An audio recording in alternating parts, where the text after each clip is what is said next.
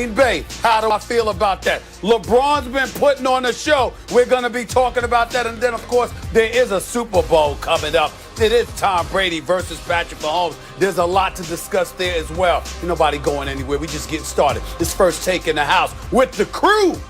Let's go.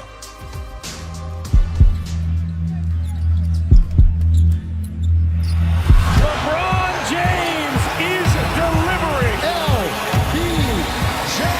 Express yourself, LeBron James.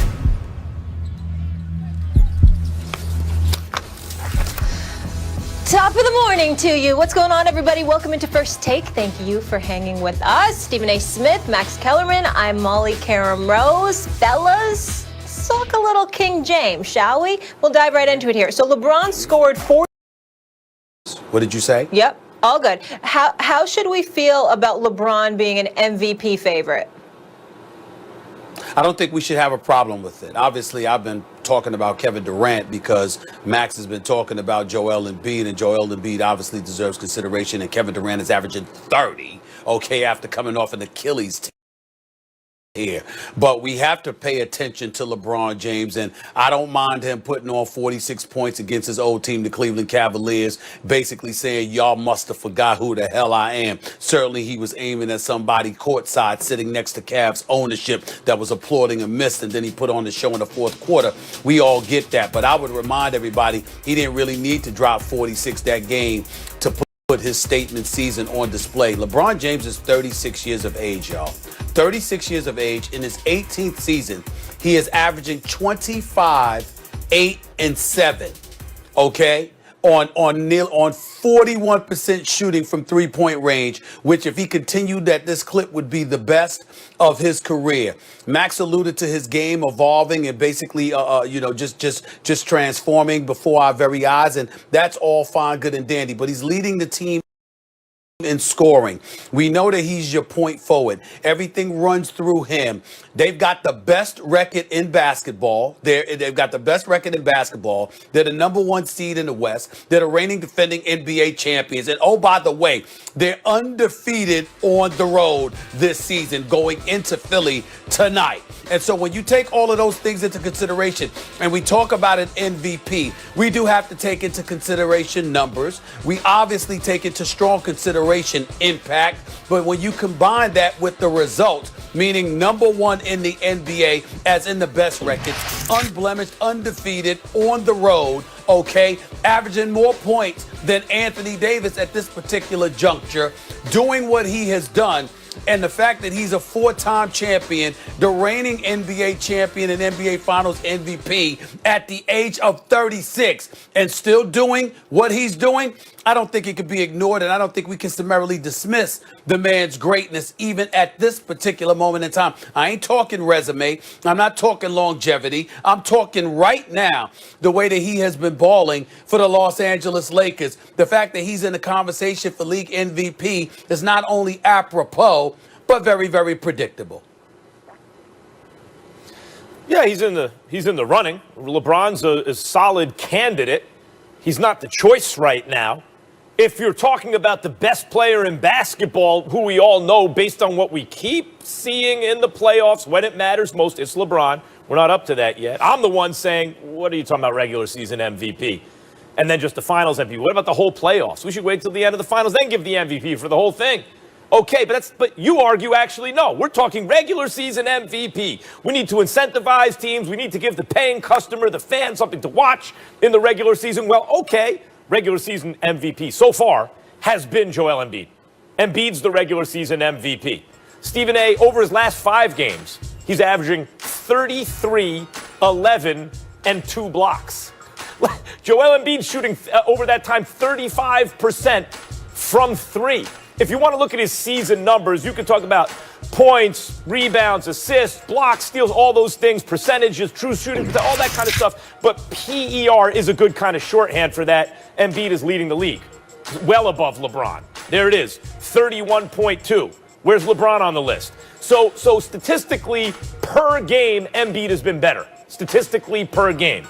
But Stephen A., if you just eyeball it, Embiid has been a monster, not only on the offensive end, but on the defensive end. a monster, maybe the best player in the game defensively. And by the numbers per game, he's the best player in the game offensively. What else is there? There's defense and there's offense, but there's more. LeBron's played in all 18 games. His team is in first place. He is playing with AD, another MVP caliber player. As good as Simmons is, he's not that. LeBron's got AD. They're probably going to split the vote. They're in first place. So are the Sixers. Well, Embiid's only played in 14 games. It hasn't affected where his team is. They're in first place. Now, he has missed 4 games. Tightness in his back and everything. Okay. What happened in those 4 games? It hasn't hurt their position in the standings in first place in the conference.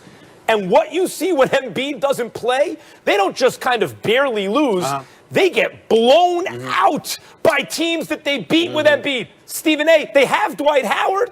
It's not like they don't have anything there. You just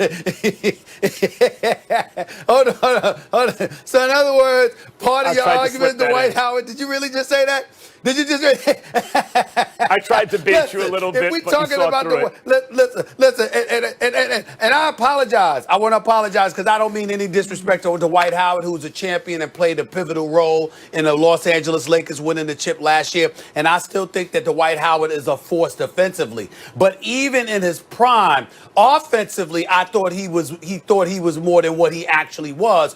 His prowess was defensively. This dude was a monster on the boards. He was a monster shot blocker. He was a monster defender. No question about that. Offensively, his repertoire wasn't that deep. I always told Dwight Howard that. No disrespect. When we look at Joel Embiid and you see the offensive arsenal that he has at his display, the perimeter shooting, his back to the basket, facing the basket, putting the ball on the floor, shooting threes, all of this other stuff. It's on another level. But before I give it back to you, Max Kellerman, I want you to understand something.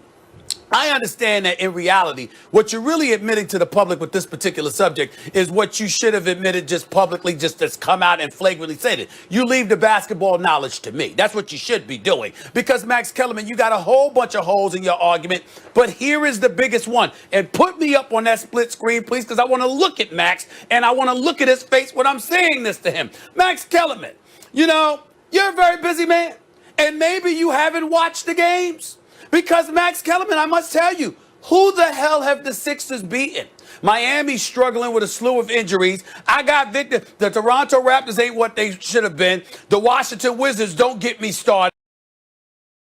The Orlando Magic, these are teams that they've beaten here. Okay, the 2 victories that they had back-to-back against the Boston Celtics, Jason Tatum didn't play those games. And that's basically the only above 500 team they've beaten thus far. I'm not disrespectful of the Philadelphia 76ers. I believe in them. I believe they're title contenders. Love the fact that Doc Rivers is there. Daryl Morey's going to be on my NBA show, SportsCenter with Stephen A. tonight with me. Okay. Embiid, Ben Simmons, Tobias Harris is balling. Seth Curry is a Curry. Okay. He's officially a Curry, shooting damn near 60% from three-point range. This brother's special right now.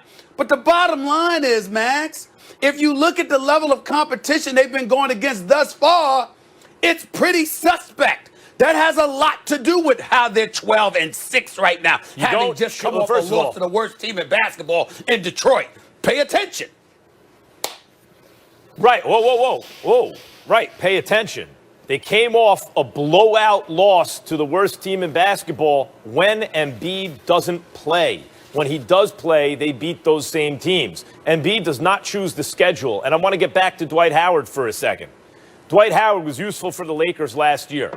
But there are several ways you could talk about MVP. Who's just been the best? Embiid has the best offensive numbers, and he's at the very least among the very best defenders in the game this year. What kind of an impact does he have on the team? His team is in first place in the conference. Stephen A., you're right about the schedule, but he doesn't choose the schedule. He just has to play who's there. Just what about value to your schedule? team? That's all. I ain't blame him for Dwight it. Howard and Ben Simmons, it's hard for them to share the court on offense because they both need the paint. Because that's the only place that Dwight Howard can score, and the same thing with Ben Simmons. So in fact, when you talk about value to your team as the Sixers are constructed, it's not just that Embiid in an absolute sense is